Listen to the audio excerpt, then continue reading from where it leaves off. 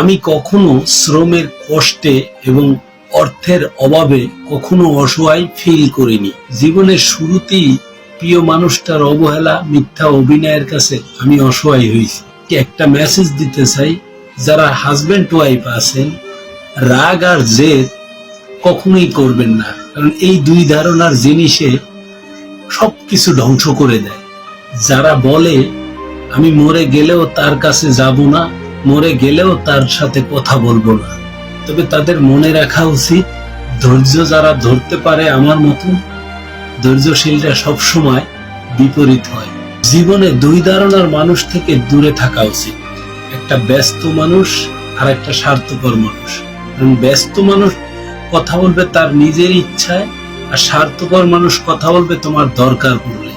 একটা মানুষ কেন আত্মহত্যা করে জানেন? কারণ এতটাই ক্লান্ত হয় জীবনের কাছে, ওই মানুষটার পৃথিবীর আর কোনো মায়াই তাকে টানে না। তখনই একটা মানুষ সুইসাইড খেতে বাধ্য হয়।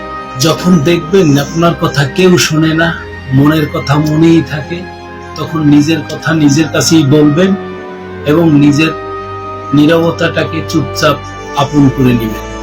যেখানে স্বার্থ চলে আসে সেখানে সুখ পাখিটাও পালিয়ে যায়। অযোগ্য কাউকে টেনে উপরে তুলতে নেই, কারণ সেই একদিন আপনার যোগ্যতা নিয়ে প্রশ্ন তুলবে।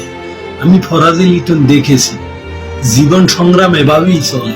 যেখানে একদিন বৃষ্টি হলে স্কুলে যেতাম না, সেখানে এখন জ্বর হলেও কর্মস্থানে ফিরে যেতে হয়। টাকা এক অদ্ভুত জিনিস, থাকলে সমস্যা সমাধান করে দেয়, আর না থাকলে আপনজনকেও পর করে দেয়। জীবনে একটা মানুষ খুঁজে পাওয়া খুব ভাগ্যের ব্যাপার, যে তোমার থেকেও দূরে থাকলেও তোমার সুখ দুঃখ সবসময় নিজের মনে করে নেয়।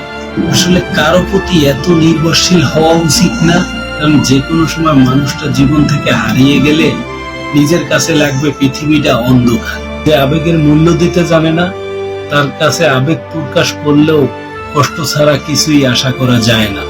সবকিছু ঠিক হয়ে যাবে, এটা একটা সান্ত্বনা দেওয়ার বাক্য।